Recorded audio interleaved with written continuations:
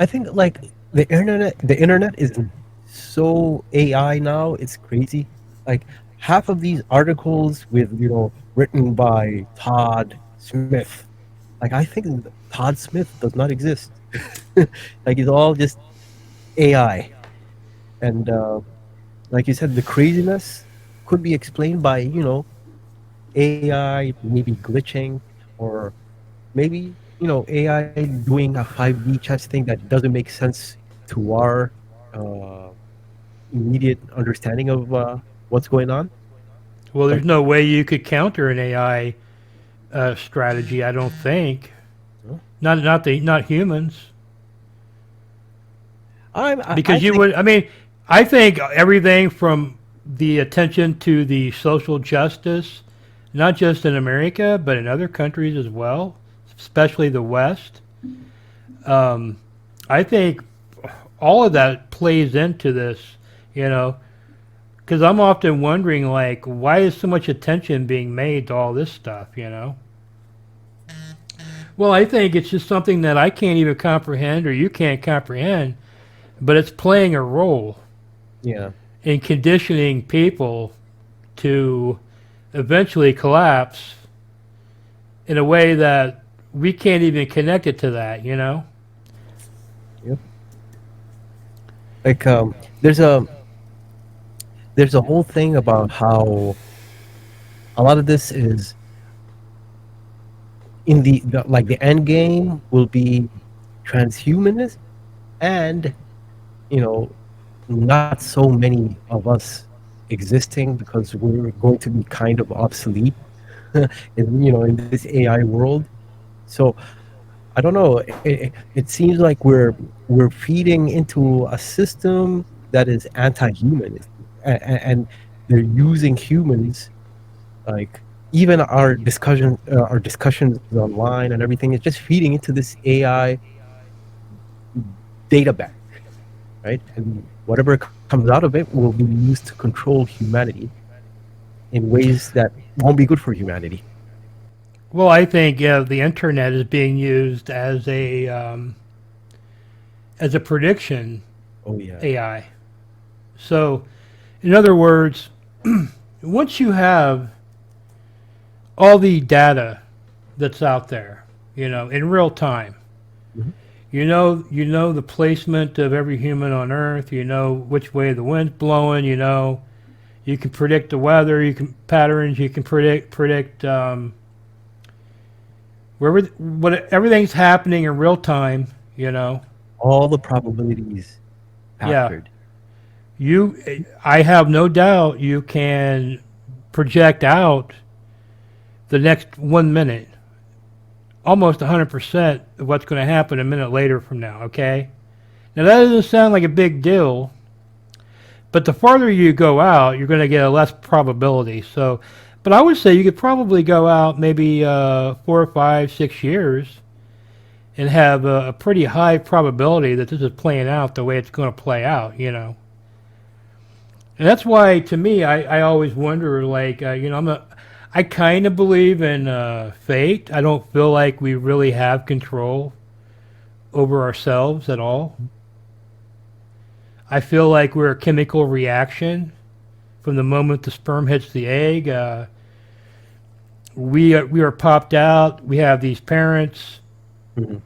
We have everybody around us. We have the experiences that we're getting, and I think that it's possible that an AI could tell you at birth who you're going to marry. Oh, like just using pure mathematical, like probability data. It's to me it's proven by action reaction. Oh, okay. Also, like the laws of fiction, laws of physics, basically, laws of motion, and Right. So the moment you're conceived in the belly, there's a reaction and then there's an action. And there's reactions and actions your parents have been going through since the moment their sperm hit the egg. And then you have all these people that are around you and all of their connections in other cities and other states, and it's just all like action reaction from the moment you're born. So to me, I think it's highly probable we don't even have any choice to change anything. Even if we said to ourselves, we don't have the ability to change our course Hmm. in life, that's all a action. I mean, that's all a reaction Hmm. to we've seen something, we've thought about something that's going to make us think that, and then we're going to purposely do something different to prove that we can do whatever we want. But that was always going to happen. You see what I'm saying? Yeah, like whatever we thought we were gonna do, even if it was going to be a different thing, like the possibility of that was calculated already. Right. Okay. And I feel like AI could possibly get to the point Yeah, I if they agree. had all the data and they had all the connections of everyone and they had every bit of data that you could possibly think of, which I don't even know if it's possible that they could have that in real time, but certainly with things like everybody carrying a cell phone that's recording everything you're saying, Mhm. everything you're writing, all your thoughts, your private conversations at home. I have a theory as to, that is possible, but I am almost certain they don't have that yet. What you just mentioned about how each like power, whether it's the Chinese, the Russians, and America, have their own national super machine or super AI computer. Like, I think if they had that, they wouldn't even need to wage wars. What they would do is they would have their super machines or their super AI calculators, war game stuff, and then the results would come out and they would show the results. It's undeniable to the adversary. Hey, look, the math can't lie. If you do this and we wage war on you, you're done, right? And and you know, using AI to basically claim technological supremacy over your enemy. And because they don't do that, Russia is still bombing the crap out of Ukraine. Ukraine is still bombing the crap out of Russia. That alone tells me they don't have like AI managing things. It's still classic warfare. But what you're saying, I think is what they're. It is the end goal. I think it's what they want to. Well, They want. Yeah. they do have a company that was developed by the U.S. military that's on the stock market now. I believe it's called Pelletier or something like that. Yeah. It's Pelletier, and they used that during I think in the early 2000s when they were doing all these The war on terror all stuff. the the war on terror stuff, and they actually released that the technology because I think what they've got now is more advanced, and Yeah. what they're using it is for commercial purposes. So what this thing is, it's like a software program that analyzes, and basically it's kind of like they've basically been monitoring everybody's communications, all this stuff, Mhm. and what this software does is predict what's going to happen. Yeah. So they have been using that already, and what they have now is even more advanced. But what they're But they're using using it it for for, commercial, like market. well, yeah, what Uh, they're using it for um, commercially is like they could tell you like just based on how people are, what people are currently liking, their uh, need. their needs, this and that. They can run it through this software. For instance, they could have like a T-shirt design or something, and they could tell if it would be popular. You know. Yeah. So if you're like a clothing company, You would hire them, and you would go, okay, these are our designs, and they would tell you to a very high degree what's going to be the most popular, you know, Mm. to sell. And that way you don't even have to worry about having a flop. You don't ever have to lose that money, but you're still going to have to pay them money for that information, you know? Mm. But they've been using this in the military for military purposes prior.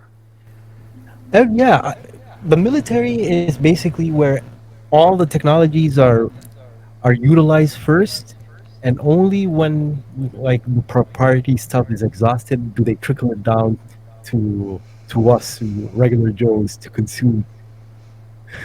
Like everything is for the whole economy is to serve the military industrial complex. So R&D, inventions, everything. Right. The military gets dibs. That's why even the internet was for like 30, 40 years was just an insider DoD little intranet thing, and only when they knew that like they figured out how their rivals can't profit off this, did they make the World Wide Web a thing in the early 90s. And I think early on, I mean, it seemed like the internet would be a great thing for humanity. Oh yeah. But over time, it's changed quite a bit. You know, you're seeing a corporate takeover of the internet. To me, there's less and less you can do with it as a regular Joe. So true. Like even Google, just compared to 10 years ago, when you do a simple Google search now, past the second page, it's just garbage. Oh yeah, yeah. It's It should be the other everything's way around. It should be more information as time goes, not like less. But sorry to interrupt. so basically. I feel like Trump will not be allowed to run some way. Hmm. I think there's going to be a greater war escalation around February. I think inflation is going to continue. I think they just printed up another $1 trillion for this Green Deal. I don't see how there's any way I mean, they try to make it seem like inflation is being caused by the COVID thing and The lockdowns. distribution, Yeah. disruption and all this, and it's going to get back to normal.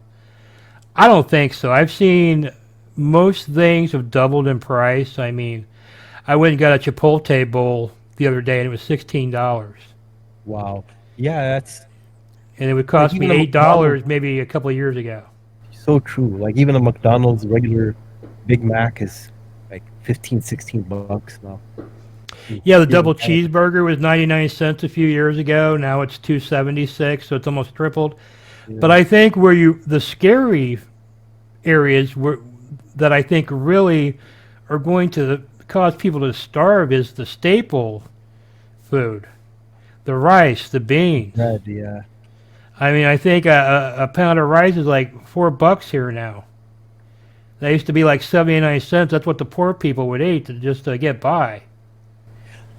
Starvation will start being a thing. Oh Like yeah, for people, sure. yeah. The higher end items you see less markup, but the stuff that poor people need to get by is tripling, quadrupling very Yeah, rapidly, and I think it's going to go up even more. yeah. I was looking at the small box of tea with like 50 bags of tea, and this would have been 2.99 a couple years ago. It's like $7 now.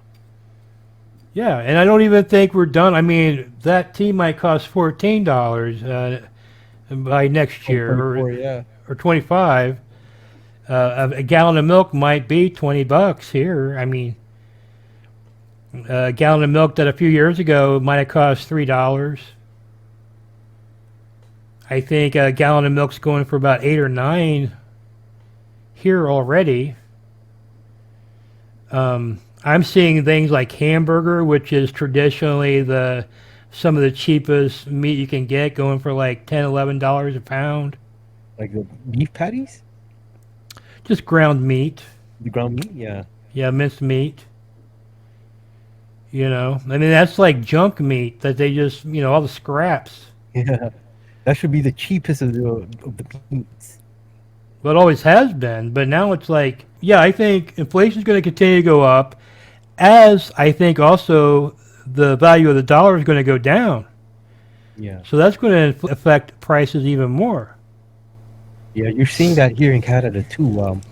Like the effect of staples, food staples rising. It's like food banks are now a thing, and food banks weren't really a big deal back in the day, but now they're so in demand that they're blocking international students from using the local food banks. I guess Hmm. back up until this year, they were allowing international students to grab food if they're hungry, but now because there's not enough food for all the people who need food banks, you're seeing all these food banks pop up and crazy lineups. And these are working people too who are relying on the food banks. It's not people on assistance or disability or you know the usual Right. crowd. Yeah, you see the prices of items going up, but you don't see the salaries going up at all. In Canada, I think I'm not sure, but they're talking about the universal income. I don't know if it's coming to the U.S., but there's there's kind of hints that it might come to Canada. Back when the lockdowns happened, they were basically giving anyone who asked. I believe they were calling it uh, they had a name for it, but they were basically giving anyone who asked. But then when you were doing your taxes, if they found out that you weren't qualified for, it, you had to pay it back. But companies in Canada are basically saying it's better to have people on universal income than us raising wages because the money they give, consumers as universal income, they'll just spend it on our goods anyway. So the major like the Fortune 500 companies in Canada, they're actually pro UBI, pro universal income. You can believe that. Makes no sense. Yeah, I think a lot of people who have good jobs, they're not getting salary increases. They're paying double sometimes on a lot of Yeah. stuff that they need to survive. They're not making ends meet. Yeah. I think they're hesitant to quit their job because they do have good jobs and they figure it's going to get worked out. But at some point, I think the United States has to put pressure on the corporations to raise their wages. Yeah, just to keep up, not even just to be fair and keep up with inflation. Mm. Well, it's not like they're still charging the same. Yeah, They're making more money than they were before, but they're just keeping it for themselves. yeah. You They're like, know? let's screw the middle class over. Yeah, there's no middle class no more. Everyone's poor. Like you're saying, working people going to food banks or needing a supplement. I don't feel like the taxpayer should have to supplement some private entity. Hundred. That's one of my problems with Walmart. Yeah, Walmart has figured out that they pay exactly what will keep their workers eligible for public assistance. And when you go to work orientation, they tell you you qualify for this and that, go get that to supplement your income. So they're maybe paying them $7 an hour, but with all their welfare benefits, maybe they're making 11, $12 an hour that the U.S. government is picking up the rest of that money. yeah. It's no way to live. It's like permanently poor, permanently working, and permanently poor. You've got a lot of rural areas in the United States that used to have, they've got a population big enough that they can thrive. all have their own shops. You know, they'd have bait stores, clothing shops, Yeah. drugstores. Then people in the community working there, or maybe even just owning the shops themselves, making all the money. And then a Walmart would come in and just put them all out of business, and you have these people. There's nowhere to work but the Walmart. You can't compete with them Yeah, and it because sucks up all their the wages economy. are being supplemented by the United States government. It's kind of like the United States government supplements Amazon's shipping, the United States Postal Service. They Oh, yeah, get that's right. cheaper shipping rates. So if you're Yeah. a competing company that's trying to sell through mail, you can't compete with Amazon because the U.S. taxpayers paying for part of their The costs. shipping. Yeah, What a they're getting a, scam. Yeah. and how they make up for that is they raise the postage on everybody else. It's So like not only do you not get the cheap rate, you're paying maybe double now, so Amazon doesn't have to pay as much, so you can get that Prime deal. so you can technically say Amazon is government. Walmart is government now. Well, Like I they're think part of the I don't. government. But that Edward Snowden thing, what was it? Operation Spectrum or something like that, where you found all these corporations were working with the government. Like for instance, GE Mm. for a while, for many years, weren't paying any taxes at all. That would always be in the news. Why isn't GE paying taxes? Well, they're Um, putting. It's because they had agreed to put RFID chips in everything that they put out. That works with the smart grid. Yeah, it's like China, kind of. Like the government can't do this stuff to you, but a private business can, yeah. and they're working with the government to do this shit. Like like the private businesses are getting a cheaper tax rate to collect all your data to hand over to the government. It's like how China operates. Bro, you just described fascism 101. The textbook definition of fascism is when government and corporations collaborate. Yeah, exactly. And that's what you just described. Also, a lot of our rights are being trampled on in the digital age. There's a lot of shit that they do to us that would be illegal outside the internet, Oh yeah, the but those data laws, harvesting. yeah, those laws were written up, before the internet existed, and they've never extended those rights to the internet. Yeah. Yeah, it's I like mean, this is the new Wild West. The whole digital realm and cyber realm. if you can't come to my house and put a bug in my house and listen to me 24/7, I don't think you should be able to listen to me through the internet without my knowledge either. 100%. Yeah. Or spy. I think that, but because the laws aren't written that way, they act like, oh, that's just the way it is. We've got to get our rights extended to the internet.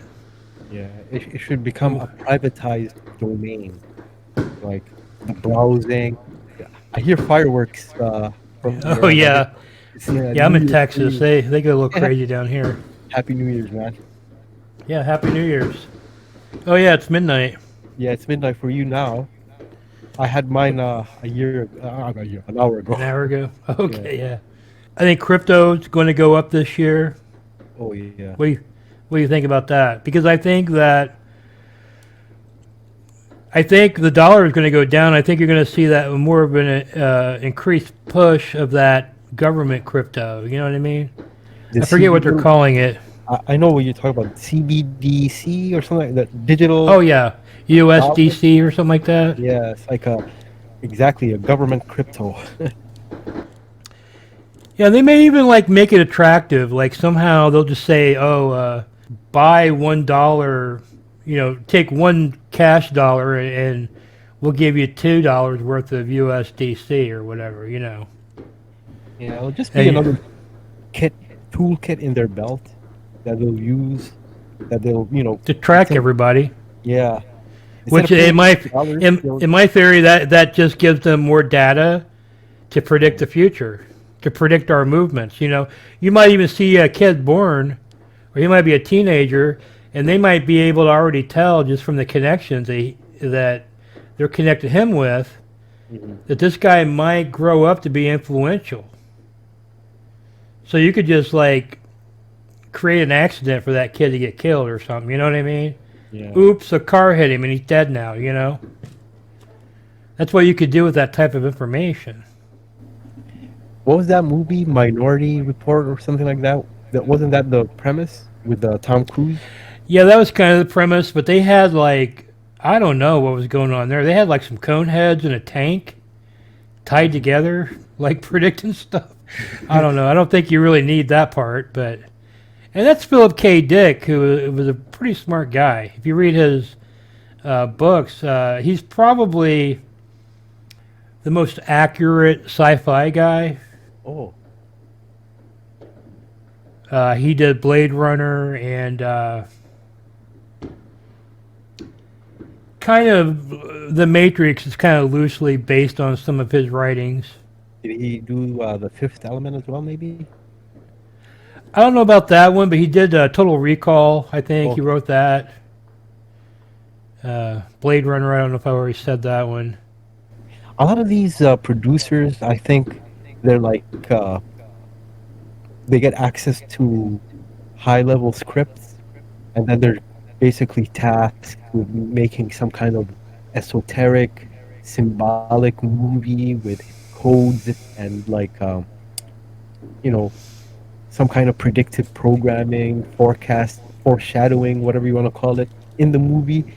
And people like Philip K. Dick, like I'm not too versed on his biography, but all the top movie directors, I think they're part of the club, like they're government guys. Oh yeah, he definitely had connections. But I mean, he was cranking out like 50 books a year Oh, at his peak. He would do amphetamine.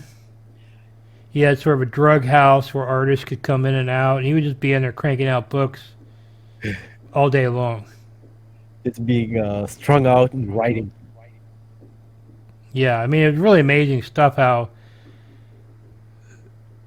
people like that, actually did that kind of shit. You know what I mean? It's hard for me to imagine being able to write 50 novels in 1 year. I mean, that's damn near one a week. Yeah, man. You should see some of the Islamic writers from the medieval era. These people not only wrote massive volumes, they also memorized massive volumes of text. Like they would memorize the Quran by the age of 7 or 8, and then the rest of their academic lives, they're just memorizing this book, memorizing that book, and then they could read out a passage from the book, like page 25 in volume 6.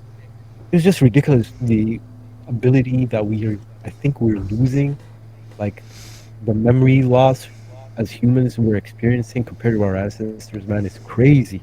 And writing has something to do with it. And I think using all this technology is also messing with our long-term memory. Well, I think just the invention of the calculator started that off, and I Oh think yeah, math is probably bro. I think even inventing writing, like the cuneiform writing on slabs, the alphabet, when it was invented like 3,000 or whatever years ago, I think it started the end for our crazy memory.